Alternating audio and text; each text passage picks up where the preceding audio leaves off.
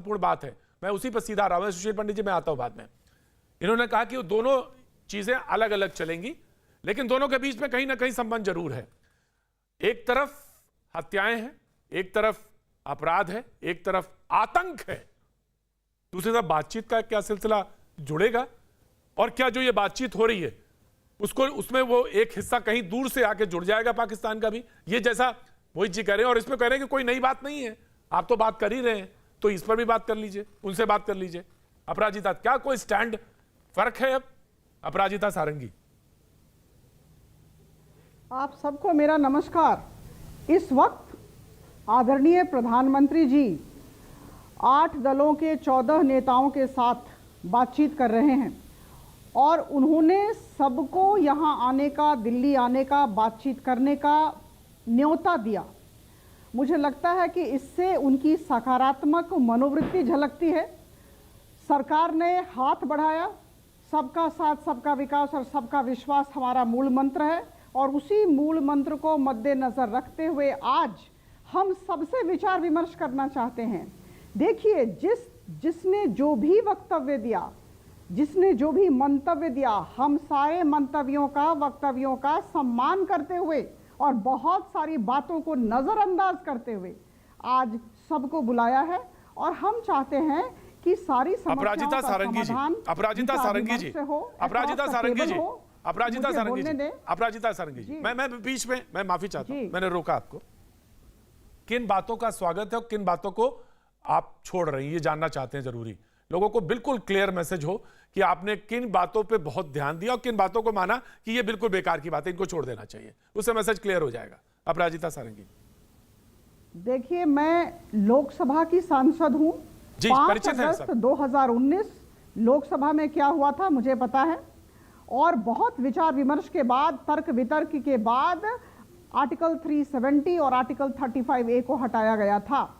इन 22 महीनों में अगर आप मुझे पूछें तो केंद्र सरकार ने खुद को विकास के कार्यों पर और जम्मू कश्मीर में, लद्दाख में अमन शांति लाने की दिशा में केंद्रित रखा। और आज हमारे पास तथ्य है, हमारे पास तर्क है। जिस तरह विकास की हवा बह रही है, जिस तरह हम अमन शांति लाने की बात कर रहे हैं, इसी दिशा में, इसी कार्य को आगे बढ़ाते हुए आज प्रधानमंत्री जी ने सारे दलीय नेताओं को बुलाया है। और देखिए, बात यह है कि हम चाहते हैं कि आगामी दिनों में विधानसभा के चुनाव हो जाएं, और इसके लिए परिसीमा निर्धारण बहुत आवश्यक है, डिलिमिटेशन प्रोसेस बहुत आवश्यक है। और जहां भी विकास कार्य हो रहे हैं, इच्छा है कि सब लोग मिलकर उस विकास कार्य में सहयोग करें। आप देखिए, एक पर एक काम किए जा रहे हैं। आपको याद है 22 जनवरी 2020 को क्या हुआ था?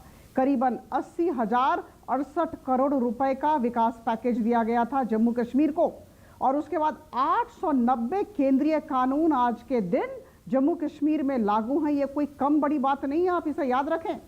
और जहां तक पंचायती राज व्यवस्था की बात है, जो 73rd अमेंडमेंट है, अपराजिता जी, वो कह रहे हैं कि 35 से और 370 से 70 का महत्वपूर्ण है, उस पे उसके बगैर तो बात ही नहीं होगी, उसके बगैर तो बात ही नहीं बन रही है। आप विकास का कार्य दिए जा रहे हैं और वो ये कह रहे हैं कि 35 से और 370 से बगैर तो बात ही नहीं बनती।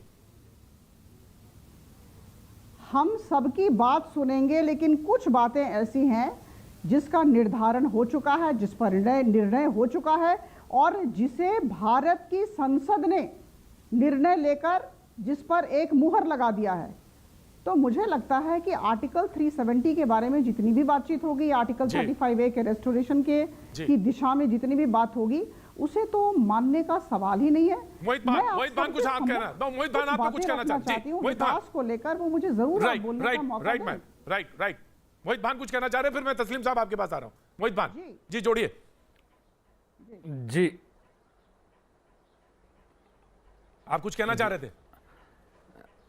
जी, देखिए जैसे कि अपराजिता जी ने एक बात की कि उन्होंने सबका साथ सबका विकास, जी उन्होंने सबका साथ सबका विकास की बात की और बताया कि हमने एक हाथ बढ़ाया तो अपराजिता जी अगर वहां से हाथ बढ़ा तो हम भी यहां से 2 कदम आगे चले, ये दिखाने के लिए, और ये जो हमने हमेशा इस जनतंत्र के अंदर हमने इस भरोसा रखा है, तो उस जनतंत्र के तहत हम भी 2 कदम आगे चलकर गए और प्रधानमंत्री जी के साथ इस मीटिंग में शामिल हुए, ताकि हम अपनी बात रख सके और उनकी बात भी सुन सके।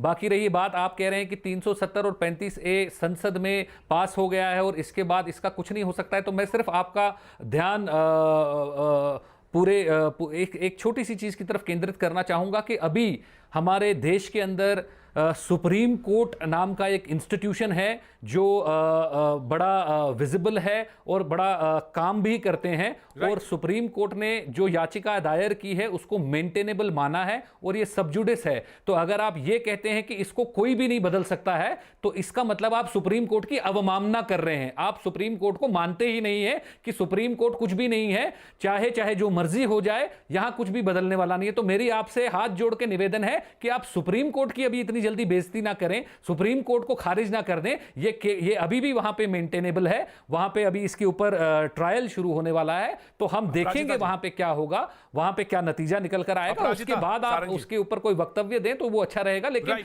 ये बोलना कि भाई उसके बाद आज की डेट में ये सब खत्म हो गया, दफन हो गया, ऐसा कुछ होगा ही नहीं, निकल के नहीं आएगा, ये मेरे हिसाब से। अपराजिता सारंगी, देखिए, आज के दिन हम विकास के कार्यों पर केंद्रित रहें तो बेहतर है, और इस विकास की जो धारा ये जो बह रही है, इसमें हम चाहते हैं आप सब शामिल हों।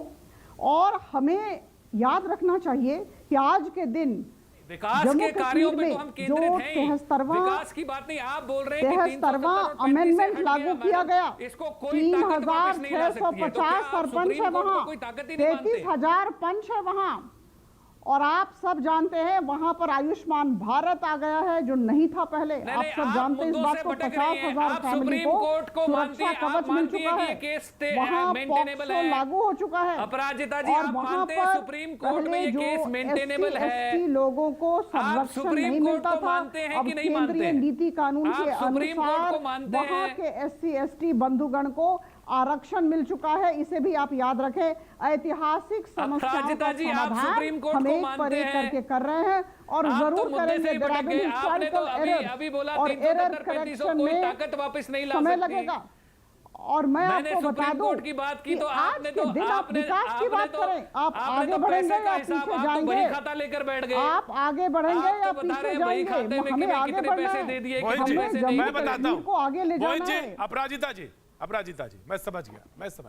ऐसा थोड़ी ना था कि मेरे समझ में नहीं आ रही थी और मैं उसको रोक नहीं रहा था। अब मोहित जी, मैं बता देता हूं, मोहित भान जी, आपने जो बार-बार जो इस बात को कहा और अपराजिता जी बराबर विकास का पर्चा पढ़ती रही, उसका मतलब यह था, सवाल तो मैंने सुन लिया है आपका, लेकिन आप नहीं समझना चाह रहे हैं मेरी बात को, और अपराजिता जी जो बात कह रही थी उसको आप नहीं ध्यान दे रहे थे, और मोहित जी जो आप कह रहे थे वो दूसरी तरफ नहीं ध्यान दे रहे थे।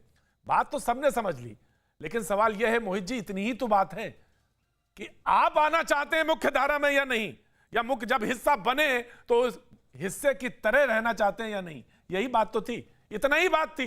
वक्त है छोटे से ब्रेक का,